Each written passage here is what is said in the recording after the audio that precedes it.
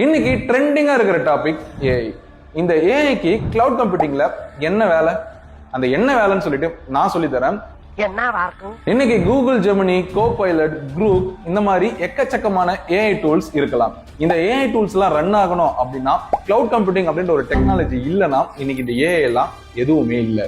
இந்த AI models எல்லாம் train பண்ண, டேட்டாவை ஸ்டோர் பண்ண, அந்த டேட்டாவை ப்ராசஸ் பண்ண, என்ன வேணுமோ அதை எடுத்து கொடுத்ததை திரும்பி வாங்கி ஸ்டோர் பண்ண, இந்த மாதிரி எல்லா விஷயங்களுக்குமே கிளவுட் கம்ப்யூட்டிங் தேவைப்படுது.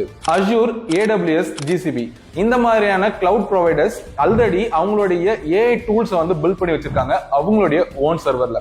நாம காசு கொடுத்து பே பண்ணா மட்டும் போதும் அவங்களுடைய அந்த ஏஐ மாடல்ஸை நம்மளால யூஸ் பண்ணிக்க முடியும். இதனாலதான் நான் முன்னாடியே ஒரு கேள்வி கேட்டிருந்தேன், கிளவுட்ல ஏஐயோட ரோல் என்ன அப்படின்னு.